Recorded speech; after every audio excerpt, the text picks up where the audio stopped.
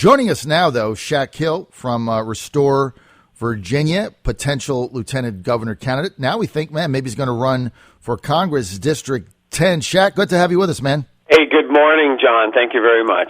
Okay, I got your email yesterday, how Comstock stole liberty, and it about knocked my socks off. I had to read it 2 times, and the first thing I said to myself was, okay, this guy's got some kahunas. I mean, you really took Barbara on and tore into her. You want to share with our audience your findings and what prompted your column?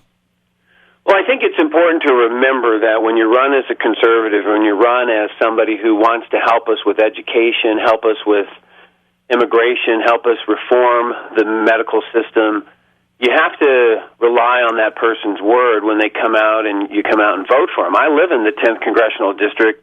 Congressman Comstock is my congressman.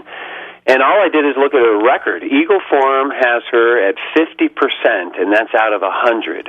Freedom Works has her at 48. Only your local congressman, Scott Ridgel, is at 45. Heritage Foundation has her at 45, and here's the one that really got my ire. The Conservative Review grades Comstock at 25%, and you know how bad that score is? No. Let's put it this way. Maxine Water, Democrat of California, scored a 26. Oh, my goodness. What is it that Comstock has done to get conservatives so mad at her? Like, walk us through a couple of, in your opinion, her worst votes. Well, these are votes on the record. This is not something I'm saying that she might do or she's likely to do. This is something that she has done. And first of all, she fully funded the Obama's executive amnesty. You know, we just heard Dr. Ben Carson's clip about how the struggling employee who's at minimum wage, all of a sudden he gets a ticket or he gets some kind of a violation, and then it snowballs to something else. Well, here, executive amnesty brings in illegal aliens who are here, makes them legal at the very detriment of our unskilled, entry-level worker. So there's one. 2, I'm also a Catholic, as you indicated you were. I'm pro-life as well. But on the continuing resolution that funds Planned Parenthood, Comstock voted with every single Democrat to refund that. Now, I'm not going to try to say if it's right or wrong. I've got my own personal beliefs, but I don't believe the government needs to be involved in these types of services where you're selling body parts for money. Mm-hmm. Education, she voted to continue the No Child Left Behind, which has proven to be disastrous in our minority communities and in those that are struggling to lift themselves up. I mean, I paid for my high school many years ago. Now, think about that, John. I mean, I paid to go to high school, and then from there I went to the United States Air Force Academy. And then, of course, the spending bill, which the Congress correctly calls the omnibus bill. I have some other words for it. How about ridiculous or preposterous or ludicrous, outrageous?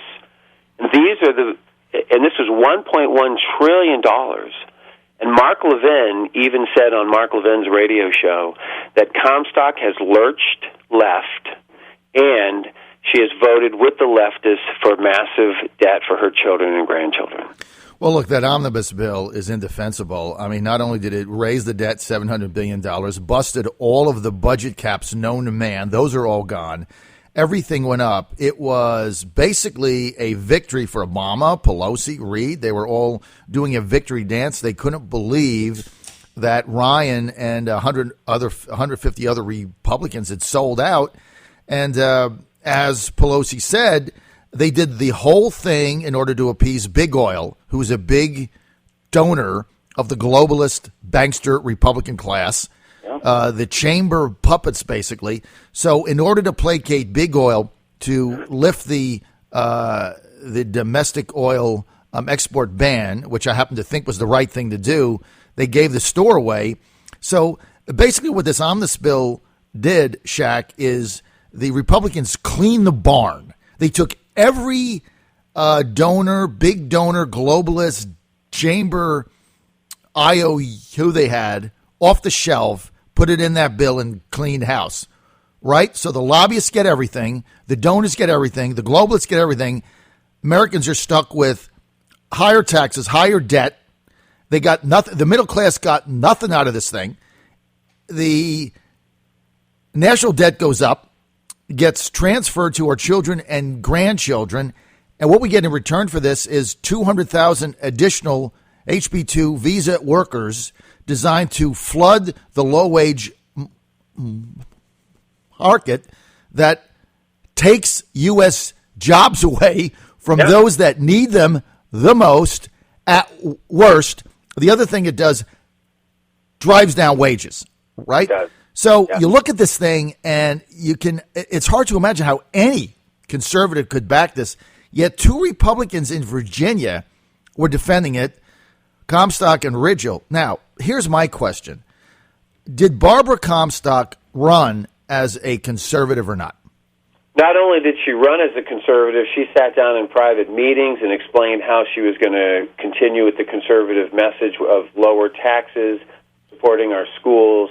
But, I mean, when you're on the same side, John, as liberal Senator Chuck Schumer and Harry Reid and Nancy Pelosi, and you're voting many times with every single Democrat, you're not a Republican. And even in Virginia, the Republican creed clearly states that fiscal responsibility and budgetary restraints must be exercised at all levels. I mean, you were talking earlier about your cameras at all the stoplights. Then we had a commercial about the healthcare debacle going on with our hospitals here in Virginia. I mean, you are seeing firsthand overreaching. I mean, I was on city council. We didn't have any cameras when I was on city council. But, I mean, you are seeing now the firsthand, and then people come in, they promise that they're going to do one thing, we believe them, and they turn around and do the exact opposite. This absolutely has to stop, and that's why I put that email out. Did Barbara lie? Yes. How about that for a one-word answer? When she looked at my pastor, Catholic priest, Father Weems, and came to my church, St. Timothy's Church in Chantilly, she lied. What's driving it? Well, you touched on it. It's the desire for power versus the desire for liberty. And unfortunately, Congressman Comstock has, and this is exactly what Mark Levin said, has been impacted by this desire for power, and she's doing everything she can to appease the power base. She's doing everything she can to gain money. She already has $2 million in her coffers.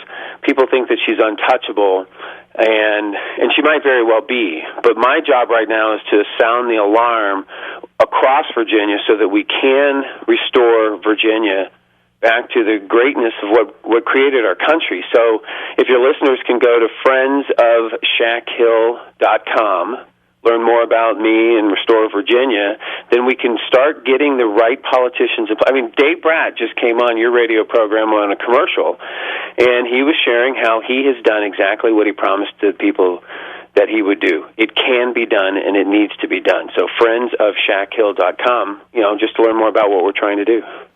All right, friendsofshakhill.com. Now, Shak, let me ask you this. As far as Barbara Comstock is concerned, of course, she won the primary over several candidates, Bob Marshall being one of them. It was a firehouse primary. The District 10 committee, this is, again, inside this Republican inside baseball stuff, voted that if she were to be challenged, that it would be a primary, not a convention. Obviously, she's got $2 million. She's one of the most prolific fundraisers, Shak, on the face of the earth. Mm-hmm. So you look at somebody taking her on in a primary, I mean, they're going to get outspent 20-1. Mm-hmm. You can't win. So doesn't that give an incumbent like Barbara just protection that they can basically do whatever they want? Well, we have to remember that it was the inside baseball, it was the 10th Congressional Committee that decided, with pressure from the congressman, to have that primary. It was a 50-50 vote. It was a tie vote, and it went to the chairman of the 10th Congressional District, and she cast the deciding ballot against everything she campaigned for, against everything she's ever told us from the past, and Joe? She voted in favor of her friend, not the people of the 10th Congressional District, to make it a primary. And that was who? Who was that? I'm sorry? Who was that? the chairman? Public record, but it's Chairman Joe Thoburn here in Northern Virginia, and she cast the deciding ballot. And if you look at her record and her rhetoric, you'll see, not her record, excuse me, but if you look at her rhetoric, you'll see that she came on, she replaced John Whitbeck, who became the chairman of the entire RPV, Republican Party of Virginia. But she came on promising to back a convention.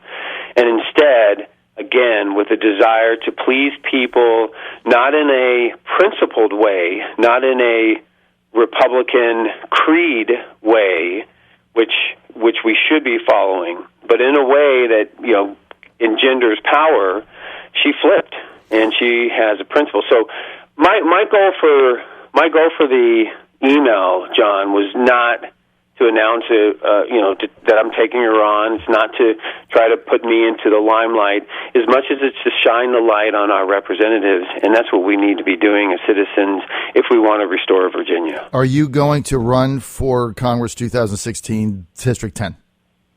No, my focus is, as you indicated earlier, it's a statewide effort to restore Virginia. I am clearly focused on my role as co-chair of Ted Cruz for president. All right, we're out of time. That's going to be it. We want to thank Shak Hill for being with us. More information, friendsofshakhill.com.